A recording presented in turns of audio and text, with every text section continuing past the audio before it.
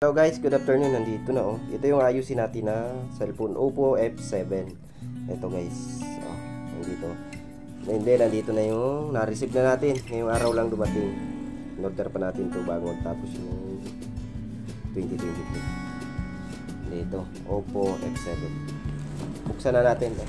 Nice. Nandito. Uy, wow. Oh, nice. Tingnan natin, may gunting tayo dyan. Buksan na natin guys. Ito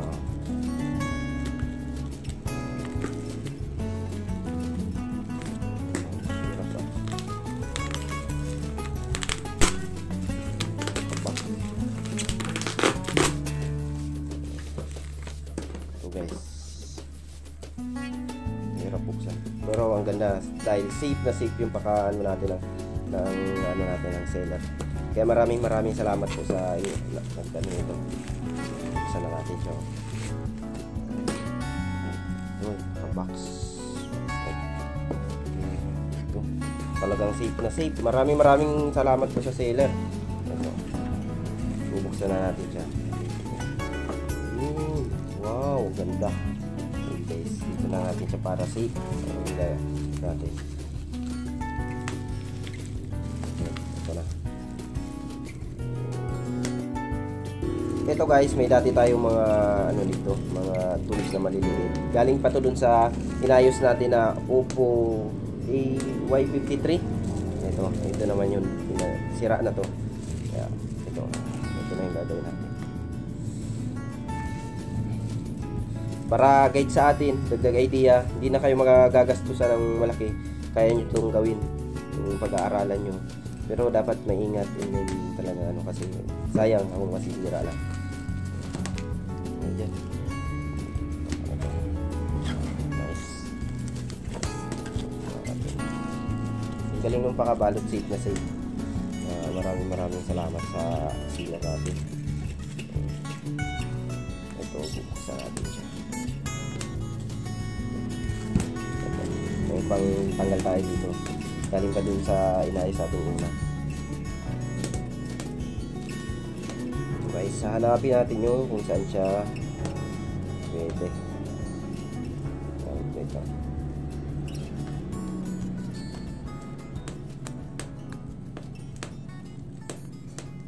Wait lang guys Ating kakalimutan, tatanggalin muna natin yung SIM frame para hindi siya masira, mapuputol kasi ito pag pinarsa natin itong tanggalin na. Hindi pa natatanggal yung SIM frame.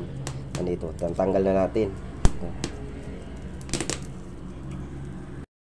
Guys, andito na. Hahanapin mo lang yung magkakasya siya para matanggal nyo siya ng maayos. Ito. Wait lang. Sa amin yan, Papa.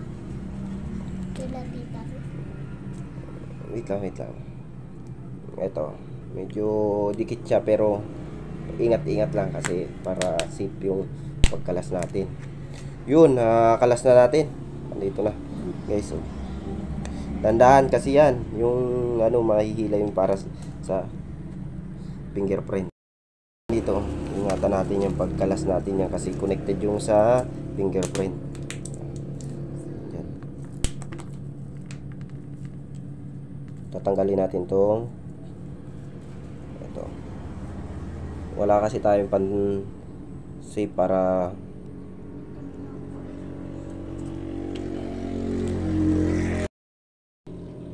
ito guys tanggalin natin yan yan tape. Then may isa pa siya lock, tatanggalin natin siya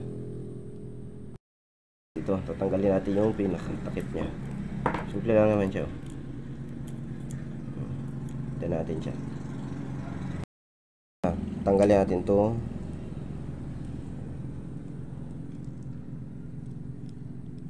Lang naman yan, lang yan, Lego type lang. Ito na guys, tatanggalin natin yung niya. Ito dandahan lang para safe. Okay, nahiwalay na natin, hindi safe na yung natin. Okay, tanggalin natin yung mga niya dito, yung cover nito. para matanggal natin yung sa ano niya sa battery. Ito guys.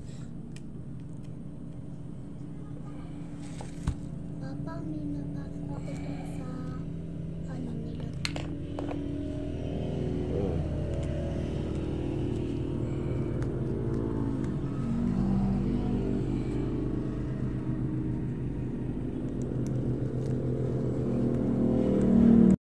Okay na po. Tanggalin natin yung mga tornilyo niya. Ipunin natin para hindi tayo mamroblema or sumobra ang pyesa natin mamaya or kumulang. At para sa ano din po natin. Yan, bilangin natin kung ilan yung tornilyo natin. 2, 4, 6, 8. And then okay na. 9, may pang 9 pa pala. Muntik na mag-sobra. Okay. Ito po. Pili tayo ng tornilyo nandito. Cover dyan, may opo siya para kung saan na itong ano siya, sure na hindi pa nabubuksan talaga. Sa warranty to palagay ko kasi lahat ng cellphone may ganito pag hindi pa siya talaga na opera. May silyo siya ng opo. 10 tornilyo niya, matatanggal na ito. Dahan-dahan lang kasi napakasila nito. Ito, natanggal na natin. Ay, ito yung sa ano natin ng parang Lego lang to sa yan, ito yung sa susungkit lang natin yung konti. Yan, tanggal na. And then yung battery na. Ito guys, andito. Ito muna tanggalin natin. Medyo madikit talaga ito masyado kasi protection din ito ng battery. And then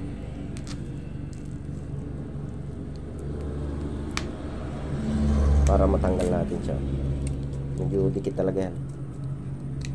Okay. Medyo dahan-dahan lang kasi talaga madikit to. Huwag kang matakot. Yan, medyo ano na yan. Ito bubuksan natin para matanggal natin yung connection ng screen sa loob. Dahan-dahan lang. At babalik pa natin to.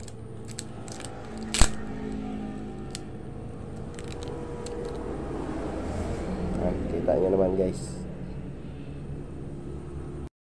Ito guys, may pangtanggal tayo yan. Dahan-dahan lang natin yan para medyo madikit kasi yan, minsan may dikit yan na protection yan.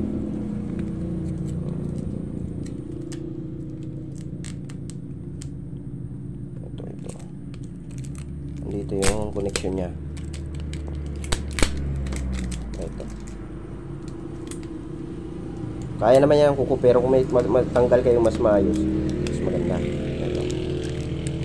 Ito na. Ito na guys. Ito.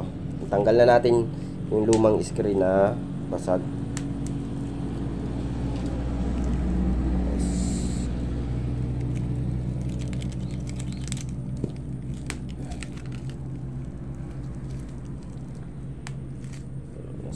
Protection. Okay yan. Yun yung nansira na talaga. Grabe, durog na. Ito yung bago natin. Ito. Tapos tatabi lang natin yung mga pyesa. Ito guys. Brand new. Ito. Yan, dito natin siya. Lilinisan pa natin to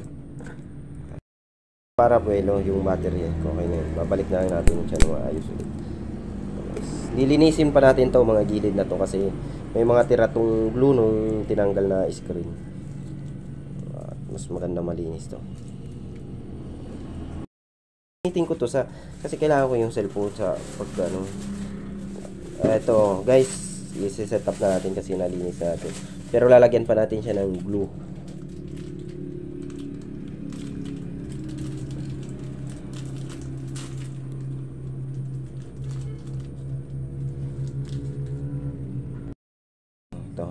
Ang lagay ito. Tira pa to dun sa unang ginabitan natin. Kaya may magagamit tayo. Dito mo lang siya sa mga tabing to.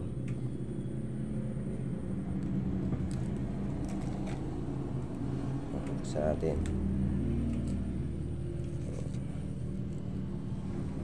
Diyan natin ilalagay. Dito sa mga panabing to lalagay natin yan.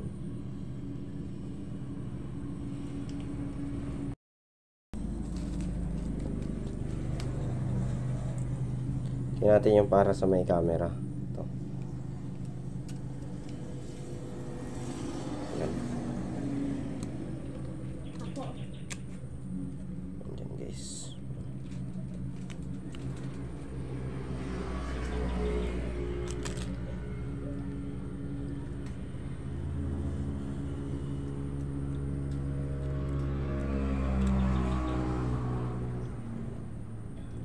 Then ito po, ito kakabit natin to. Ito lang yan.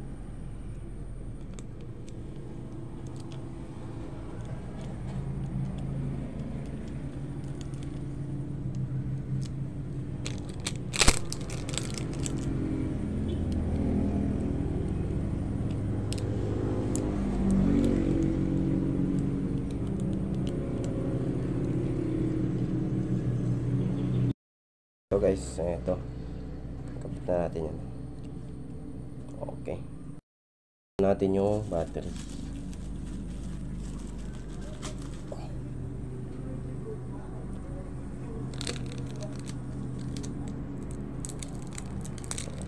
Natin yung plastic.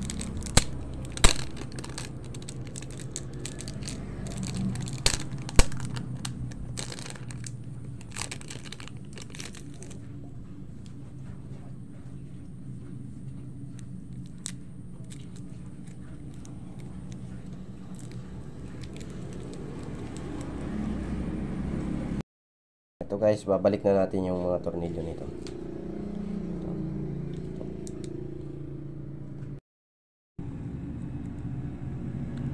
Ito guys, huwag muna natin hikatan ng lahat. At huwag natin sabay-sabayin. Sabay-sabay natin mamaya pag pahikit na talaga. Para di malaglag yung iba.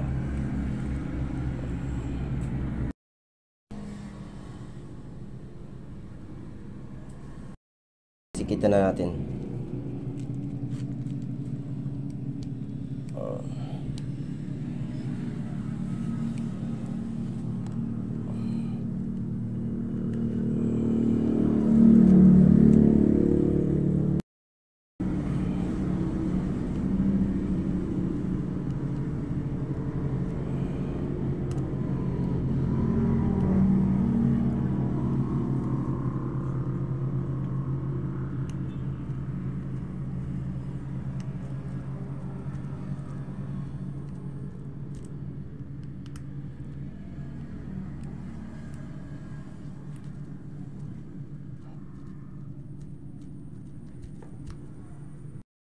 Ito na yung tornilyo natin.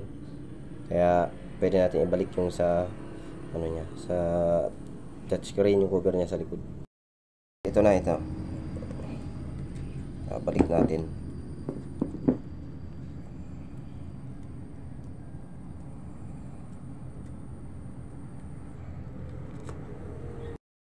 Yun, didikin lang naman natin yan, huwag lang kasubra. Natin yung ano niya, cover.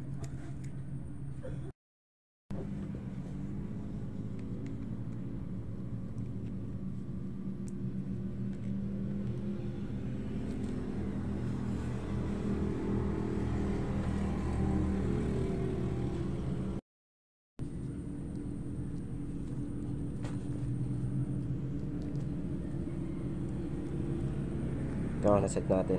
Guys, andito na nangyayari na natin PC ng Oppo F7. Andito na. Magagamit na siya. Try natin. Ito na. Okay. On running. Okay na siya.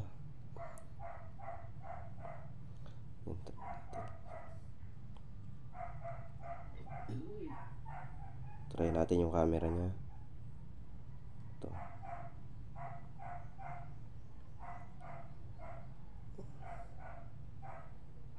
Oh, napakaganda guys.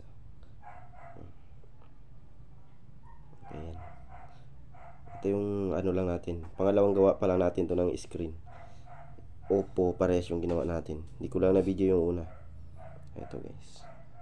Maraming salamat dito. Natuto din tayo nito sa pagpanood rin natin to sa YouTube. Maraming salamat po. Ito po yung Oppo F7 natin. Ginawa natin yung screen.